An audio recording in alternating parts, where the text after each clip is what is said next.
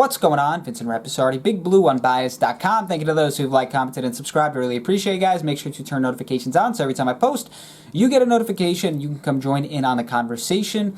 As I've said, there are many good YouTubers out there that wear their hats and their jerseys, and they do good work, and they work hard, and there's nothing wrong with what they do.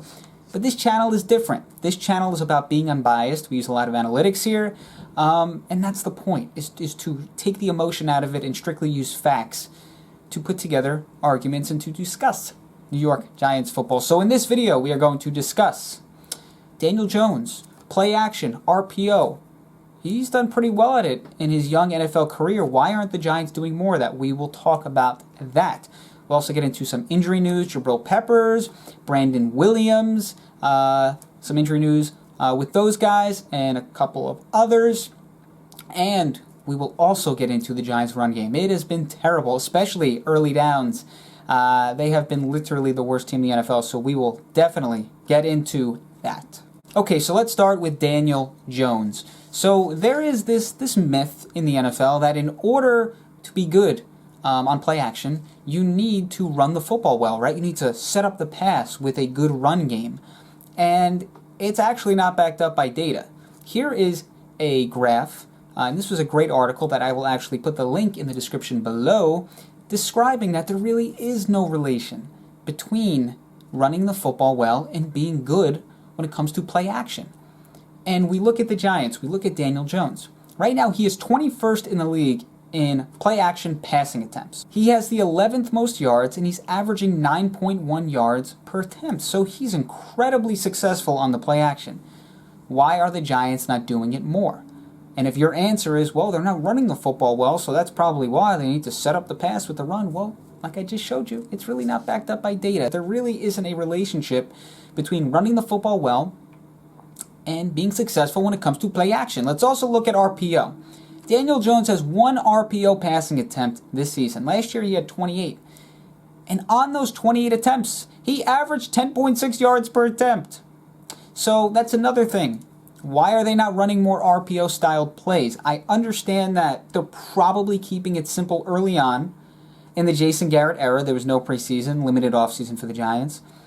But you got to look at the numbers here, and you got to start adjusting to the numbers and what Daniel Jones is doing well. You got to continue to do what he's doing well. Give him more opportunities in those specific areas that he's doing well at. So it's interesting. Just 1 RPO play. He was very successful with that last season when it came to throwing the football. He's doing very well when it comes to play action. There needs to be more of that for Daniel Jones if the Giants want to be successful on offense. I mean, even the 2 RPO run plays, Daniel Jones has 42 yards rushing on 2 RPO run plays. And if you look at the league in general, last season, on RPO-styled plays, the average rushing attempt was 4.7 yards. Normally, on a normal rushing attempt, it's 4.3 yards, according to last year's stats.